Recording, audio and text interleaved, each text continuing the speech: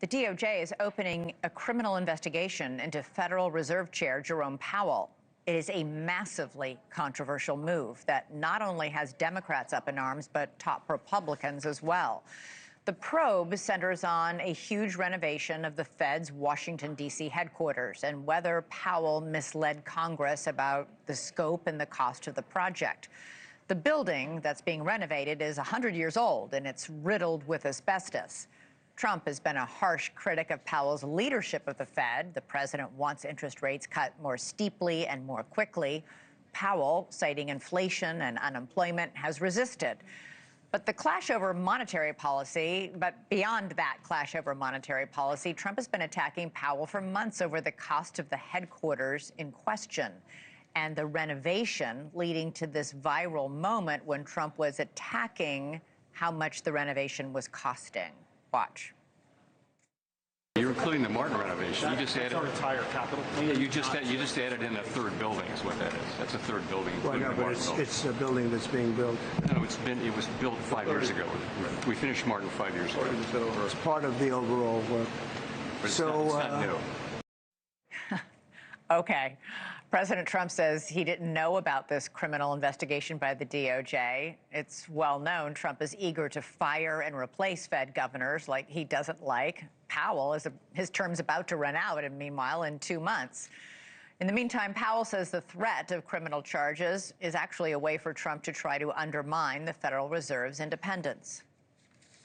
The threat of criminal charges is a consequence of the Federal Reserve setting interest rates based on our best assessment of what will serve the public, rather than following the preferences of the president.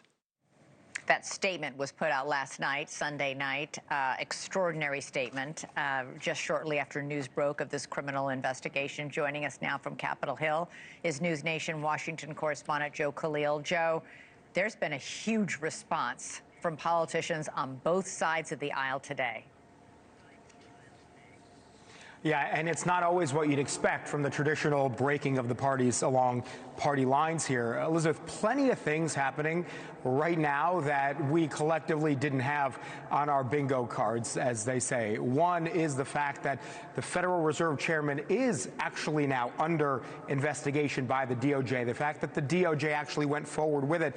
The other thing is that statement that you called remarkable. It was not an expected thing that Jerome Powell would come out as forcefully as he did and publicly confirm the news of the investigation in that video last night, where he did not mince words, and he basically said that the charges against him are actually an intimidation tactic from the White House to try to force the Fed to bend to the White House's will and to lower interest rates.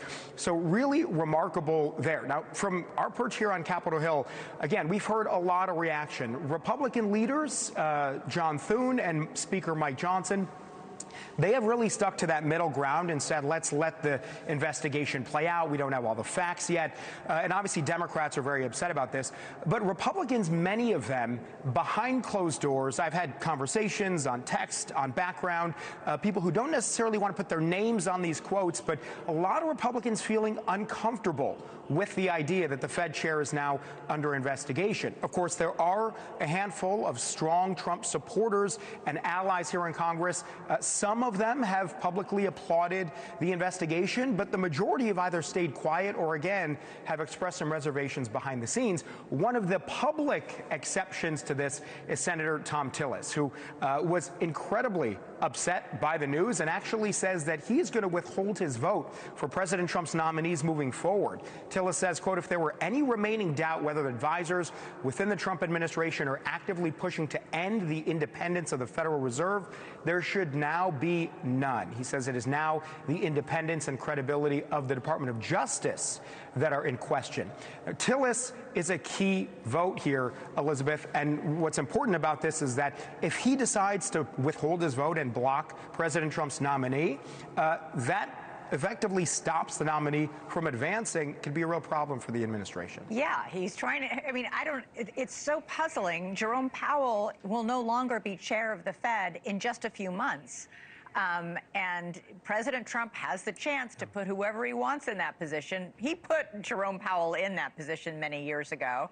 And if Tom Tillis, like by doing this and launching this investigation by the DOJ, I'm to what end? I'm not really sure. Thank you for watching. Subscribe below and download our NewsNation app right now on your phone, and you will get fact-based, unbiased news for all Americans.